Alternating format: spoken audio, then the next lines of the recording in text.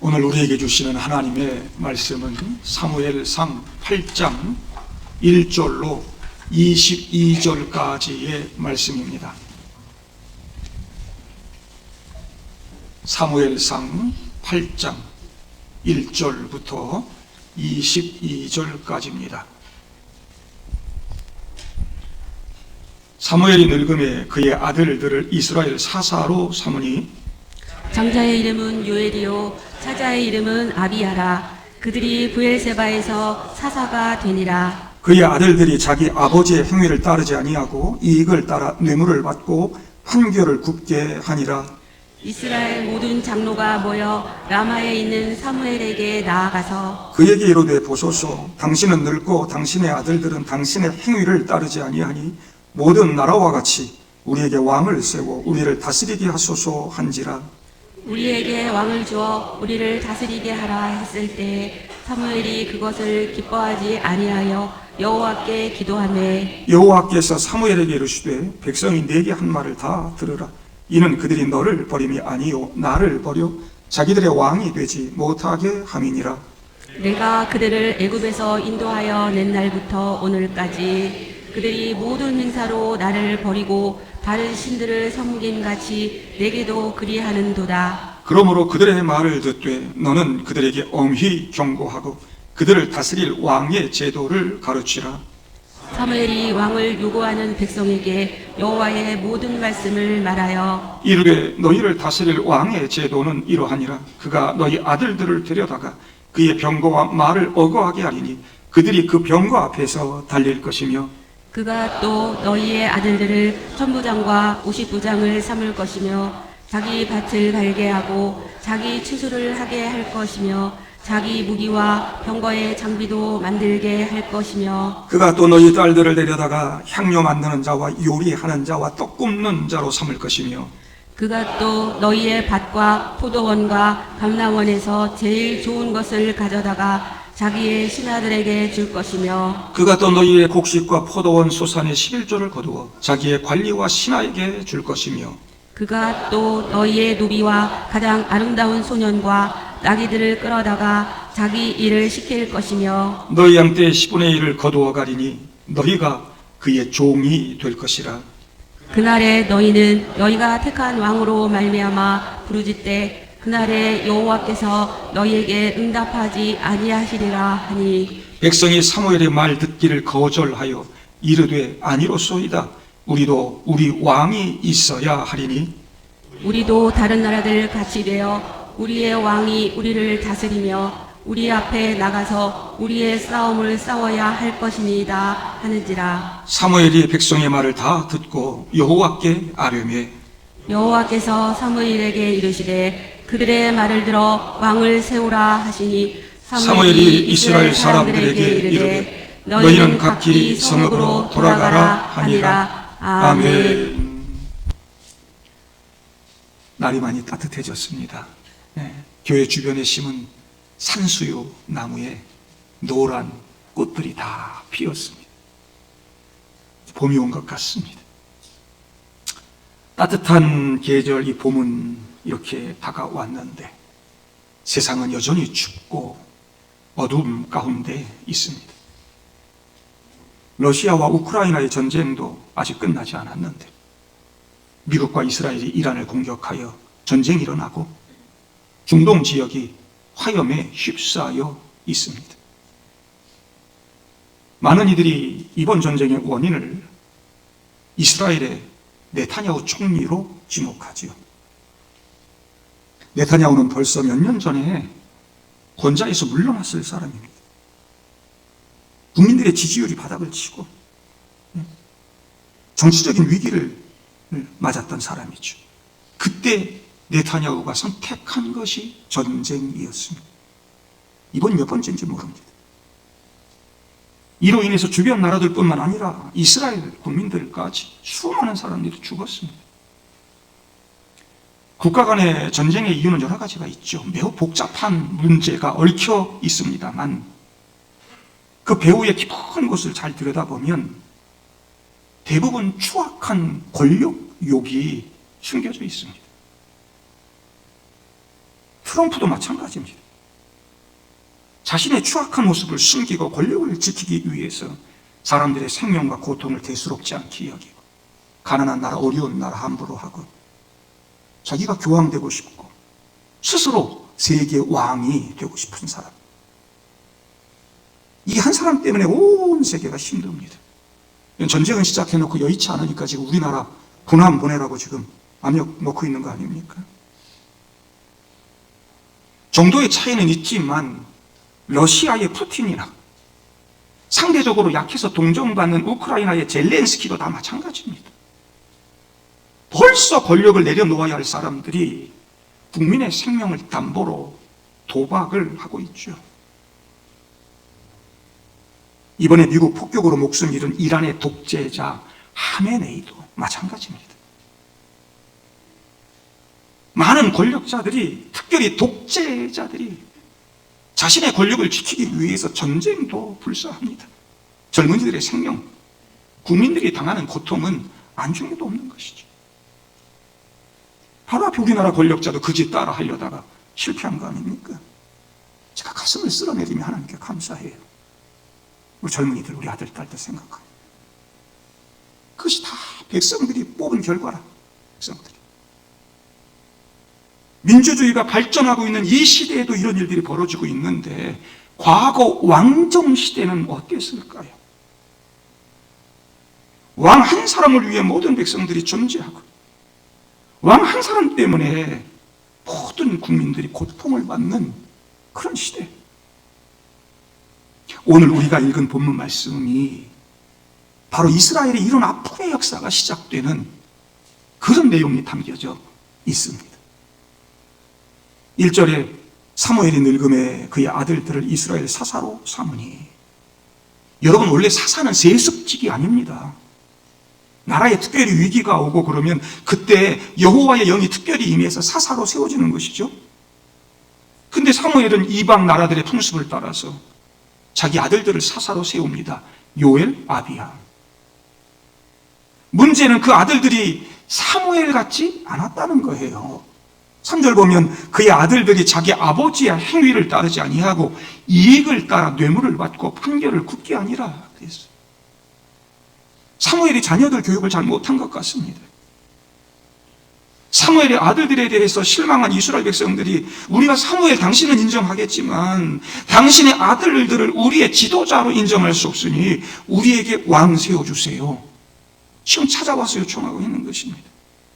지금 이스라엘 백성들이 왕을 요구하게 된 중요한 이유 중에 하나가 바로 사무엘 아들들이었다는 겁니다.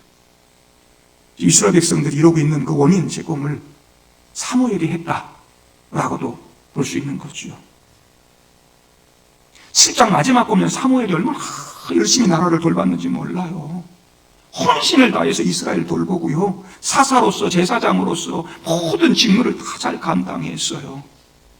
그러다 보니 가까이에서 돌보고 신앙으로 양육해야 할 자녀들을 좀 소홀히 했던 것 같아요. 자녀들의 신앙 교육을 좀 잘못했어요. 앞서 봤던 엘리 제사장의 전철을 지금 그대로 밟게 된 거죠.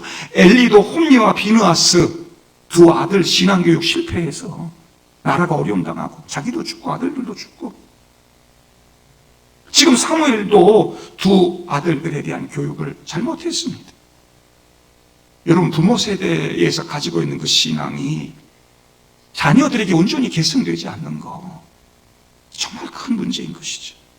앞으로 한국교회도 이것이 큰 문제가 될 것이고 지금도 이미 문제가 되고 있고, 지금 사무엘이 정말 좋은 사람이었는데 이 사무엘에게 유일하게 있었던 흠이 바로 이거 아니었습니까?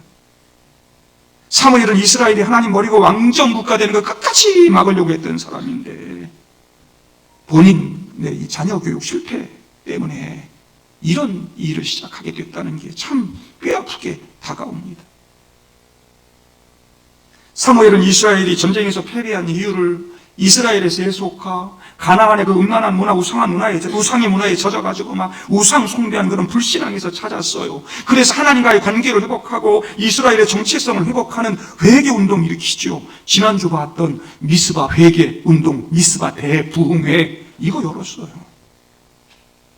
그러니까 사무엘은 이스라엘이 계속 블레셋의 압제를 받고 있는 이유를 이스라엘이 가나안 문화에 동화돼서 하나님만을 섬기지 못하고 이방 우상 섬기고 있는 것이라고 진단을 하고, 그래서 이 문제에 대한 해결책으로 이스라엘이 속히 회개하고 돌이켜서 하나님만을 섬기는 것이다 라고 처방을 딱 내렸어요. 그런데 이스라엘 백성들은 블레셋의 지배 가운데 놓이게 된 원인을 다른 나라들처럼 전문적으로 전쟁을 지휘할 수 있는 왕이 없기 때문이라고 진단을 내린 거죠. 그러니 지금 우리도 다른 나라들처럼 왕 세워서 우리를 다스리게 해달라고 요청하고 있는 것입니다. 지금 벌어진 현실에 대한 진단이 다르니까 문제 해결책도 다르게 나올 수밖에 없었던 거죠. 저는 오늘 말씀 읽으면서 조금 의문이 드는 게 있어요. 사무엘의 두 아들 문제는 분명히 심각해요. 해결해야 돼요. 근데 이들이 먼저 왜 그들을 직분해서 해임하라고 먼저 요구하지 않았을까? 제가 그게 조금 궁금해요. 그들에게 문제 있다면 그들 해임시키고 새롭게 바꾸면 되잖아요. 이스라엘 장로들은 이미 주변 나라들의 강대함, 화려함, 든든함 이런 것들을 동경하면서 우리나라에는 왕이 없어서 이렇게 됐다고 하는 상실감을 가지고 다른 나라들을 부러워하고 있었던 건 아닐까. 사사시대 사사들은 모세나 여호수아처럼 이스라엘 모든 지파들의 지지를 받으면서 강력한 리더십을 발휘하는 데 한계가 있었습니다. 군대도 없었습니다. 그런데 주변 나라들은 강력한 왕권이 있고 상비군 제도가 운영 중이었어요. 우리나라처럼. 보기에는 아주 강하고 든든하고 좋아 보이죠. 그러니 왕정의 이 폐해를 아무리 설명해줘도 20절에 우리도 우리 왕이 있어야 하리니 우리도 다른 나라들 같이 돼요. 우리 왕이 우리를 다스리며 우리 앞에 나가서 우리의 싸움을 싸워야 할 것이니이다 대답합니다.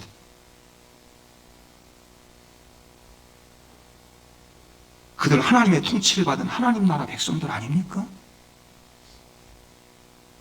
이미 하나님 왕이 계셔서 그들 앞서 싸우시고 그들 이끌어 가시고 그들 다스리고 함께 해주지 않았습니까? 그런데 왜 세상 나라들과 같은 인간 왕을 원하고 있단 말입니까? 다른 나라들이 그렇게 부러웠나 봐요. 응? 남들처럼 되고 싶은 욕망, 든든하고 큰 나라 되고 싶은 욕망, 나의 자유를 지키는 일을 하나님이 그렇게 자유를 다 주셨건만 눈에 보이는 끔찍한 다른 누구가 와서 좀 지켜주고 해주기를 바라는 하나님이 주신 자유를 인간의 속박으로 지금 바꿔먹는 일을 하고 있다. 다른 나라들 보니까 막 왕들 보니까 위용이 있어. 막 그들이 행하는 의식, 막 군대 행렬 막 대단해. 이런 거 다 보고 나니까 눈에 보이지 않는 하나님이 성에 차지를 하는. 지금 사무엘 아들들의 문제는 핑계거리에 불과했다는 것입니다. 우리도 남들처럼. 우리 집은 왜 이런데요? 우리 남편, 우리 아내. 우리 교회는 왜 이런데요? 세상을 부러워하고 세상에 편승하려고 하고 끊임없이 남들처럼 비교하고 그게 결국 덫이 된다는 거 아닙니까? 가정이 깨지고 교회가 깨지고 나라가 힘들어지고 세상 왕의 군사적인 그런 위용, 강한 통치력 이게 어디서 오는지를 지금 모르고 있습니다. 그 당시 왕정 국가를 유지하고 상비군을 유지한다고 하는 것은 백성들의 뼈와 살을 갈아 넣는 고통이 수반된다는 것을 의미합니다.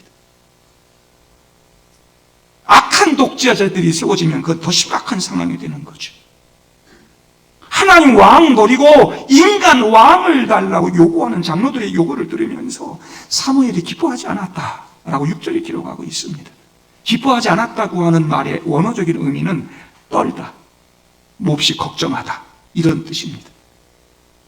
그들이 하나님 나라 신정국가 이 길을 포기하고 왕정국가를 선택하려고 하는 것이 얼마나 큰 문제가 될지를 내다보고 사무엘이 두려워하고 걱정하고 떨었다는 것입니다. 그래서 하나님께 나가서 그 문제를 놓고 기도하는 거죠. 그러니 7절에 하나님께서 뭐라고 그러십니까? 백성이 되게 한 말 다 들어주어라. 이는 그들이 너를 버림이 아니요 나를 버려 자기들의 왕이 되지 못하게 함이니라. 내가 애굽에서 인도할 때부터 지금까지 그랬다. 그들이 나 버리고 다른 우상들 섬기고. 그들의 말 듣되 엄히 경고하고 왕의 제도가 얼마나 심각한 문제가 있는지 다 얘기해서 경고해 주어라. 그래서 11절부터 왕 세워지면 생겨날 폐해에 대해서, 문제에 대해서 쭉 설명하는 거죠. 그가 너희 아들들 데려다가 말 끌고 병거 끌고 앞에서, 왕은 딱 병거에 앉고 말에 앉았는데 내 아들들이 그 앞에서 연락에 뛰어가야 돼. 군대 조직 다 하고 그 왕이 자기 밭 깔게 하고 자기 추수하게 하고 자기 무기 병거 장비 만들게 하고, 아들만 데려가냐? 딸도 데려가서 향료 만들고 요리하고 떡 굽게 만들고, 아들 딸만 데려가냐? 포도원 감람원에서 제일 좋은 것 다 뺏어다가 자기 신하들 줄 것이고, 곡식과 포도원 소손 11조 다 거둘 것이고, 노비들 다 뺏어갈 것이고, 소년과 나귀들 끌어다가 자기 일 시킬 것이고, 너희 양떼 10분의 1을 다 거두어 갈 것이고, 너희가 그의 종이 될 것이다 라고 이야기하고 있습니다. 여기 데려다가, 가져다가 라는 말이 계속 나오는데, 이 말은 히브리 말로 빼앗다, 취하다 이런 단어입니다. 왕이라고 하는 존재가 빼앗는 자라는 것입니다. 왕이 너희들의 아들, 딸 빼앗아가고 너희들의 노동력, 재물 다 착취해 갈 것이라는 것입니다. 왕이 그럴 수밖에 없죠. 왕정이라고 하는 것을 유지하려고 하면 왕만 존재한다고 됩니까? 왕이 머무는 왕궁도 줘야 되고, 왕궁 유지하는 많은 인력, 재정, 물자들 다 필요합니다. 왕을 보필할 수 있는 관리들 다 필요하고, 왕 보호할 수 있는 공권력, 군인들 다 필요한 것이고, 이처럼 왕궁과 관료와 공권력 유지하기 위해서 백성들에게 많은 것을 갈취해 갈 수밖에 없는 거예요. 세금도 납부해야 되고, 국가의 명령에 따라서 노역에도 참여해야 되고. 역사를 보면 그 노역에 끌려갔다가 죽은 사람들이 부지기 있습니다. 이스라엘 백성들이 이미 경험했잖아요. 애굽의 바로 때문에 왕궁 짓는 일에, 피라미드 짓는 일에 끌려가가지고 얼마나 고통을 겪고 얼마나 수많은 사람들이 죽었는지. 서양 역사뿐만 아니라 우리나라 역사에도요, 국가의 노역에 불려갔다가 배고를 고 추워서 죽은 사람들이 부지기 있습니다. 국가만 그런 줄 아세요? 교회들도 목사의 영광을 위해서, 성공을 위해서 성도들 노동력 착취하고 물질 착취하고, 이런 리더들도 얼마나 많이 있는지 몰라요. 이런 일을 지금 이스라엘이 시작하겠다고 하는 거예요. 사무엘은 왕 세워지면 백성들이 많은 거 빼앗길 것이라고 경고했어요. 특별히 18절에 뭐라고 결론 내리고 있냐면, 그날에 너희는 너희가 택한 왕으로 말미암아 부르짖되 그날에 여호와께서 너희에게 응답하지 아니하시리라. 예전엔 하나님 응답했어요. 애굽에서 종살이 할 때 그 바로의 폭정 밑에서 막 고통받을 때 하나님께 막 부르짖었어요. 하나님께서 그 부르짖는 소리를 들으시고 그들 구원해내시고 출애굽한 거 아닙니까? 근데 이제 하나님의 통치 거부를 하고 인간의 통치 선택함으로 너희들 고통당하고 그날이 돼서야 하나님께 부르짖고 그러면 이제 하나님이 응답하지 않으실 거야. 그렇게 지금 말하고 있는 거죠. 이렇게까지 얘기를 하는데도요, 왕 세우기를 원하고 왕정 국가의 좋은 것만 늘 보았더니 백성들에게 이 경고가 되지 않았어요. 소용이 없었어요. 육신의 귀는 있었지만 들을 귀가 없었던 거죠. 19절에 뭐라고 그러냐면, 백성들이 사무엘 말 듣기를 거절하여 이르되 아니로소이다. 우리도 우리 왕이 있어야 하리니 우리도 다른 나라들 같이 되어 우리 왕이 우리를 다스리며 우리 앞에 나가서 우리의 싸움을 싸워야 할 것이니이다. 하나님의 통치 아래서 인간의 통치 아래로 내려가기를 선택하는 어리석은 이스라엘 백성들의 모습인 거죠. 동물 중에 양은 가장 약한 동물입니다. 그래서 반드시 목자가 필요하죠. 목자가 없으면 길을 잃어버립니다. 위험한 일을 당하죠. 맹수에게 잡히고 굶어 죽기도 하고. 어떤 사람이 이런 질문을 했습니다. 만약 양들이 모여서 회의를 한다면 어떤 결론이 나올까? 그래서 양들을 이렇게 모여가지고 회의를 하게 했대요. 양들이 딱 결론을 냈습니다. 우린 이제 목자가 필요 없습니다. 우리가 맨날 목자 뒤쫓아다닙니까? 우리끼리 마음대로 삽시다. 우리 생명, 우리 운명은 우리가 결정합시다. 그날부터 양들이 자유로워졌어요. 그리고 며칠 뒤에 그 양들이 다 늑대의 식사가 되었습니다. 이스라엘이 바로 이런 선택을 하고 있다는 것입니다. 목자 되시는 하나님 대신에 늑대 같은 인간 왕을 선택하고 있다는 것입니다. 애굽의 바로를 깨뜨리고 출애굽을 시켜준 분이 누굽니까? 홍해를 가르시고 마른 땅처럼 건너게 하신 분이 누굽니까? 가나안 초입에서 그들을 딱 가로막고 든든하게 서 있던 그 여리고 난공불락의 성을 무너뜨리고 그걸 밟고 가나안 땅 정복하도록 하신 분이 누굽니까? 그 엄청난 군대 미디안 군대를 물리쳐 주신 분 누구란 말입니까? 왕이었습니까? 하나님이지 않았습니까? 하나님이 그들을 보살펴 주시고 인도하시고 승리를 주시고 여지껏 책임져 주셨는데 어제 교육자 회의를 아침에 하면서 아침에 이렇게 짧게 경건회를 합니다. 어제 시편 147편 말씀을 같이 돌아가면서 읽었습니다. 제가 147편 말씀 읽으면서 너무 마음이 말이지. 교육자들한테 그랬습니다. 이렇게 좋은 하나님 버리고 악한 죄인을 왕으로 삼고 그 안에 들어가 살겠다는 인간들이 참 이해가 안 된다. 우리 사람들이 왜 그런지 모르겠다. 시편 147편 말씀 보면 예루살렘 세우시고 이스라엘 흩어진 흩어진 사람들 다 모아주시고 상심한 자들 다 고치시고 그들의 상처를 싸매해 주시는도다. 별들의 수요를 세시고 다 그 이름대로 부르시는도다. 그 수많은 별들 이름대로 부르시는 분이 백성들 이름 모르겠어요. 백성들 이름을 다 아시고 그 이름대로 부르시는도다. 우리 주는 위대하시며 능력이 많으시며 그의 지혜가 무궁하시도다. 우리 하나님은 말의 힘이 세다 그래서 말 기뻐하고 사람의 다리가 억세다 그래 기뻐하지 않아. 말 갖고 오고 군대 조직하고 말 가지고 힘 이런 거 해가지고 그런 거 하나님 좋아하거나 바라거나 그런 거 만들고 빼앗고 그러는 분이 아니야. 우리 하나님은 부족한 분이 없어요. 하나님은 오로지 하나님 경외하고 하나님의 그 사랑을 바라보는 백성들 다 그들을 기뻐한다. 하나님께서 너희 문빗장을 견고히 해주시고 너희 자녀들에게 복을 주시고 너희 경내를 평안하게 하시고 아름다운 밀로 너희들 배부르게 하시고 이분이 우리 하나님이시라는 거지. 이런 좋은 하나님, 이분 찬양하고 이분을 우리 왕으로 섬기면서 이분을 붙들고 살아야 되는데 이스라엘 백성들을 지금 그 하나님을 거부하고 인간 왕 요구하고 있다는 것입니다. 이런 이스라엘 백성들의 고집스러운 요구에 대해 하나님 22절 그들의 말을 들어 왕 세워주라고 사무엘에게 이야기하는 것이죠. 백성들의 요구가 옳아서 승인해 주시는 것이 아닙니다.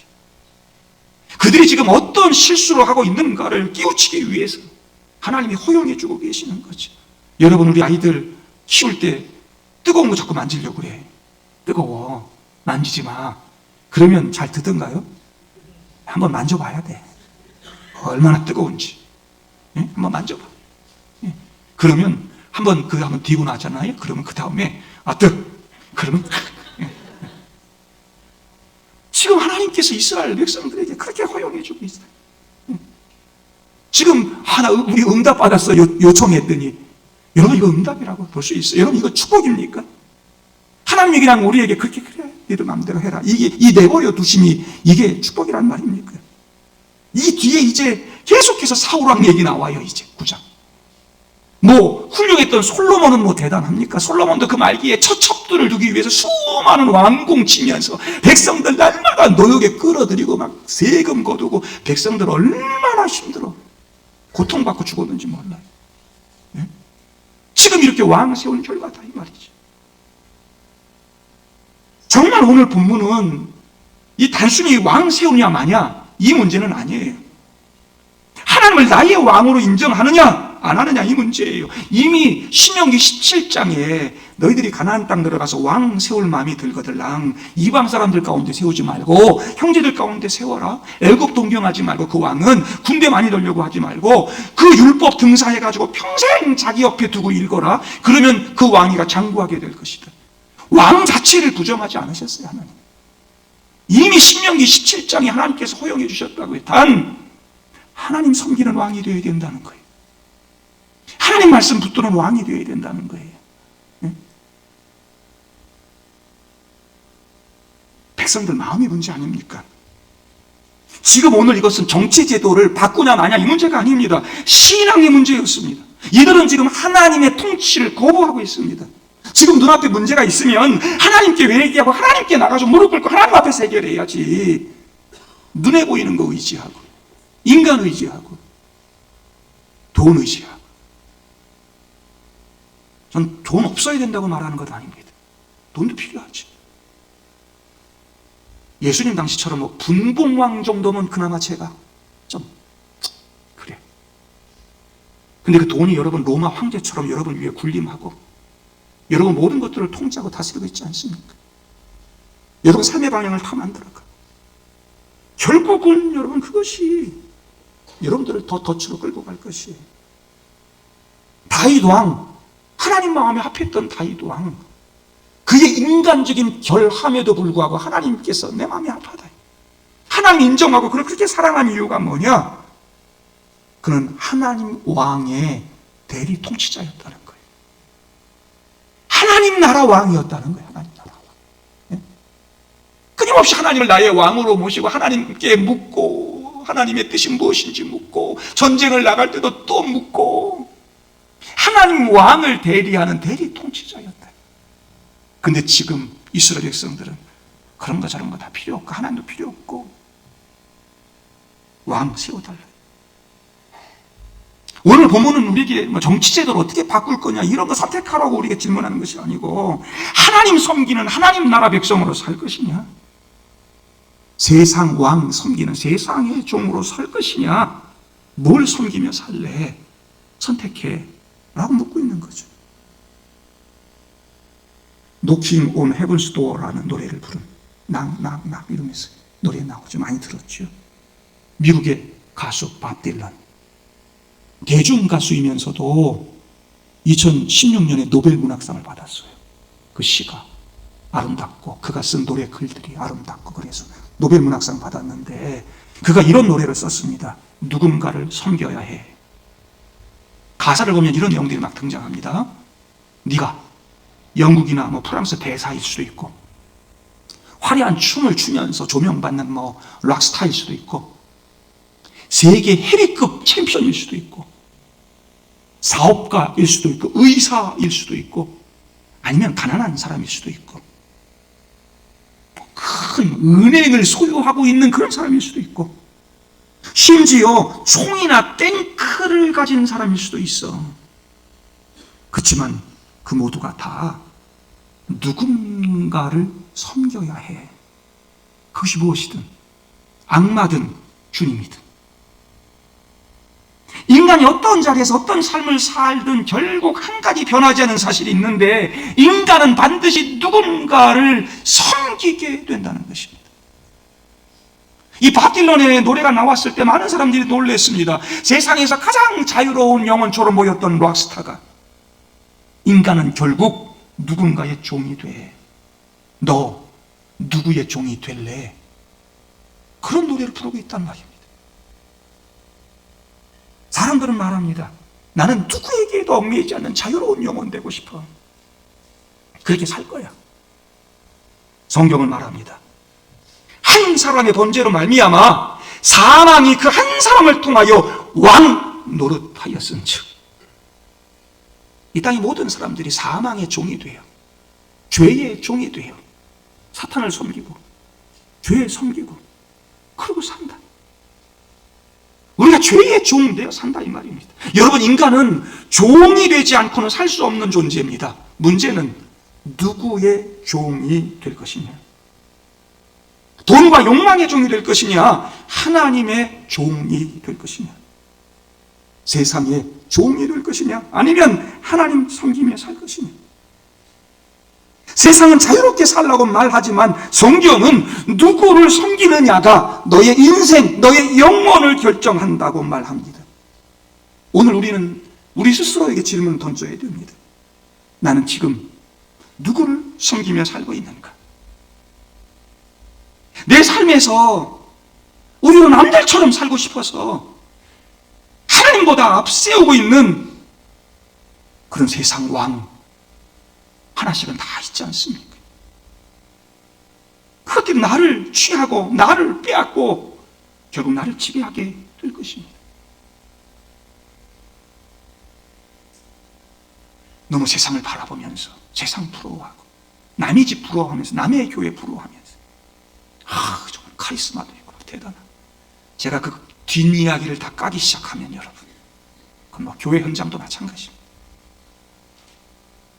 무엇이 옳고 무엇이 바른 것인지, 무엇이 좋은 것인지 여러분들이 알 수 있어야 된다. 이스라엘은 그동안 하나님을 왕으로 섬기며 살았습니다. 하나님이 그들의 왕이셨고 그들의 통치자였고 그들의 보호자였습니다. 그런데 갑자기 와서 우리에게 왕 세워서 우리를 다스리게 해주십시오. 이제 하나님 대신 왕 섬기며 살겠습니다. 하나님 통치에서 인간의 통치로 내려가요. 저는 저와 여러분들이 이런 어리석음이 없기를 바랍니다. 하나님만이 나의 왕이라고 고백하고 사는 하나님 나라 백성들 되기를 바랍니다. 죄의 종이 되어 사탄의 통치 아래 살지 마십시오.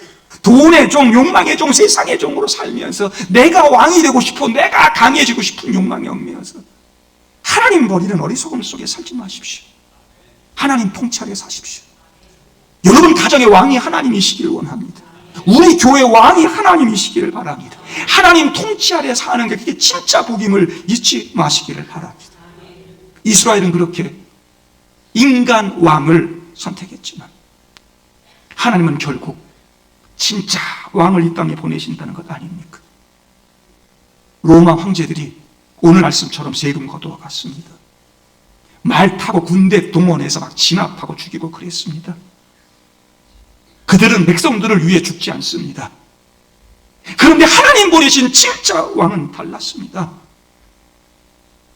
세상 왕은 말을 타고 왔지만 진짜 왕이신 예수님은 나귀 타고 예루살렘에 오셨습니다. 세상 왕들은 왕관 썼지만 우리 예수님은 가시관을 쓰셨습니다. 세상 왕은 백성들 죽이고 피 빨아먹고 그랬지만 예수님은 자기 스스로 죽으시고 우리를 위해 피를 내어주셨습니다. 세상 왕들은 다 빼앗아갔지만 예수님은 저와 여러분들에게 모든 것을 다 내어주셨습니다. 그래서 우리에게 생명 주시고 은혜를 주시고 자유를 주셨습니다. 누가 우리의 진짜 왕이 된단 말입니까? 마태복음 11장 28절에 우리 주님께서 말씀합니다. 수고하고 무거운 짐진 자들아 다 내게로 오라. 내가 너희를 쉬게 하리라. 내 멍에는 쉽고 내 짐은 가벼움이라. 이런 왕이 어디 있습니까? 이 왕 예수를 초대교회 성도들처럼 나의 주라고 고백하며 사는 진짜 그리스도인들 될 수 있기를 바랍니다. 우리의 왕좌, 나의 왕좌, 내 인생의 왕좌에 누가 앉아 있습니까? 정말 우리 왕이신 하나님이 앉아 계십니까? 아니면 그 자리에 내가, 돈이, 권력이, 명예가, 세상이 앉아 있습니까? 동학교 믿음의 성도 여러분, 이제부터 저와 여러분들의 유일한 고백은 예수님만이 나의 왕이십니다 라는 고백이 될 수 있기를 바랍니다. 한번 따라 하겠습니다. 예수는 나의 왕이시다. 이 고백을 붙들고 평생 하나님의 백성으로 우리 주님의 제자들로 그리스도인들로 살아가는 동광교회 성도들 다 되시기를 주님의 이름으로 축복합니다. 오늘 말씀을 기억하면서 함께 기도하겠습니다.